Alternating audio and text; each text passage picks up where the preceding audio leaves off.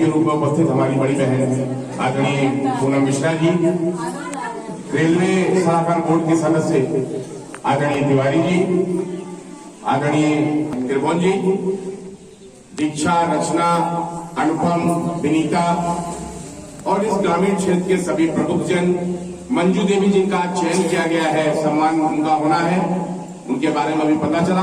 प्यारे बच्चों, जितने लोग अभी हमसे पूर्व वक्ताओं से मैं अपने को जोड़ता हूं और सिर्फ आज के अवसर पे एक बात मैं कहना चाहता हूं कि हम सब उस संस्कृत से निकल करके आते हैं जहां अभी त्रिभुवन जी ने बताया था कि जहां नारी का सम्मान होता है वहां देवता स्वयं वास करते हैं।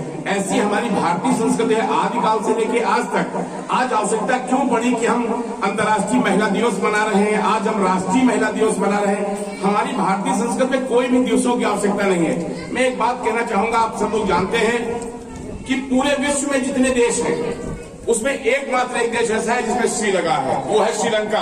और आप जानते हैं श्री क्यों लगाया क्या? हमारी मातृ शक्ति सीता के रूप में वहां रही, इसलिए पूरे विश्व ने आदर के लिए उस देश में श्री लगाया, इसलिए श्रीलंका।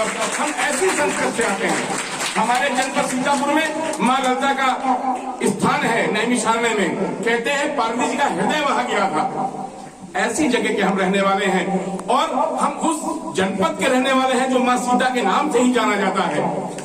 हम उस देश में रहते हैं जहां हम सांकेतिक रूप से भारत माता को याद करते हैं। माने हम कह सकते हैं हमारा कल्चर, हमारी संस्कृति, हमारी व्यवस्था हमेशा से महिलाओं को सर्वोपरि मानती आई है। ये जीते जाते उसके उदाहरण हैं।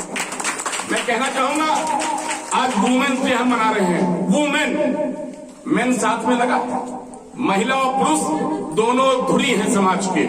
एक गाड़ी के दो पहिए हैं, एक भी गड़बड़ करेगा समाज अव्यवस्थित हो जाएगा। और आज मुझे बहुत अच्छा लगा जितनी महिलाओं ने अपना परिचय दिया। मैं यशोदा जी और अनुपम जी जितने हैं, मैं चाहूंगी सबके नाम लिख लें। इनके लिए एक विशेष गिफ्ट अलग से अन्नपूर्णा सेवा संस्थान की ओर से मैं भेजूंगा। जितनी महिलाओं ने आज बोला है यहाँ पर उनका नाम लिख लीजिएगा, मैं भिजवा दूंगा। और एक बात मैं अपनी अंतिम बात कहकर मैं अपनी बात समाप्त करूंगा कि ये दिवस ना मनाना पड़े। मैं आप सबसे कहना चाहता हूं हमें स्वयं में जागृत होना है। आपको दो परिवारों, दो कल्चर को एक करके समाज को आगे बढ़ाने का काम करना होता है। मैं जितनी हमारी माताएं बहनें बैठी हैं, एक बात दिमाग से निकाल दी जो मैंने भी जिया है, वो ये मैं कहना चाहता हूं कि घर में दूध हो रहा है तो पहले बेटा पी ले, बच्चे तो बिटिया को दिया जाएगा। ये सोच अब समाप्त कर दीजिए। अब दूध अगर 1 लीटर है, 5 बच्चे हैं तो सबको 200 ग्राम दूध दिया जाएगा। ये व्यवस्था जब आप लाएंगे तो इस देश से कुपोषण समाप्त होगा, महिलाएं मजबूत होंगी। महिलाओं का मजबूत होना बहुत अति आवश्यक है। अगर बेटियां मजबूत नहीं होंगी तो स्वस्थ समाज नहीं बन सकता है, स्वस्थ देश नहीं हो सकता है। अभी गोपाल जी एक अपने संबोधन में बात कह रहे थे कि हमारी 50% आबादी में लगभग 40% घरों में है। हम मानते हैं इस बात को, रोजगार परक व्यवस्था होनी चाहिए, मगर जो घर में महिलाएं हैं वो भी काम तो वही कर रही हैं। अगर हमें खाना बना के यशोदा जी ने आज ना दिया होता सुबह तो शायद मैं यहाँ आने में इतना मस्त फील नहीं करता अपने को। घर में अगर दूध की व्यवस्था ना करके दे कोई माँ हो, चाहे भाभी हो, चाहे बहन हो, चाहे पत्नी हो, चाहे कोई ताई हो, चाची हो, तो पुरुष व्यवस्थित नहीं रह सकता है।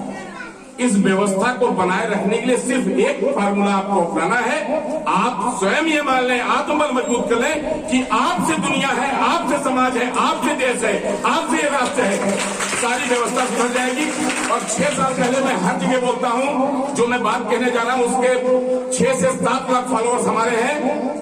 जिस दिन यशस्वी देश के प्रधानमंत्री ने एक स्लोगन दिया था कि बेटी बचाओ और बेटी पढ़ाओ, मैंने उसी दिन इस स्लोगन को बदला था। मैंने कहा था बेटी कोई धरोहर नहीं है जिसे बचाना है, बेटी कोई प्रॉपर्टी नहीं है, बेटी कोई खेत नहीं है जिसे बचाना है, बेटी कोई जेवर नहीं है जिसे बचाना है। मैंने कहा था स्लोगन ये होना चाहिए कि बेटी पढ़ाओ और बेटों को समझाओ। जब बेटे समझ जाएंगे सारी व्यवस्था सुधर जाएगी। इन्हीं बातों के साथ आप सबको अंतर्राष्ट्रीय दिवस की बधाई। मेरे साथ शैलेंद्र तिवारी आई है, आपने उसकी रचना सुनी, बहुत अच्छी कवित्री है। बात में कह के इसके बारे में अपनी बात समाप्त कर रहा हूं। आपने देखा होगा तमाम कन्या भ्रूण हत्या पे बात होती है। ये जिंदा बच गई, इसके वहां ये प्रयास किया गया था।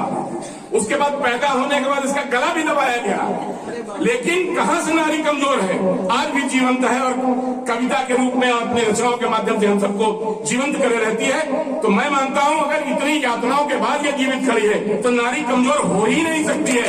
हमें अपनी मना स्थिति हमारी कमजोर है, हमारी सोच कमजोर है, जिससे हम मान लेते हैं कि नारी कमजोर है। और जैसे आज के मुख्यमंत्री ने कहा कि मजबूत रहो, लड़ने में तैयार रहो, मार करके आओ। लेकिन मैं एक बात कहना चाहता हूं, आजादी बहुत इंपॉर्टेंट है महिलाओं के लिए, बेटियों के लिए, मगर आप ही को आजादी का सीमांकन तय करना होगा कि आप आजाद कहां तक हो।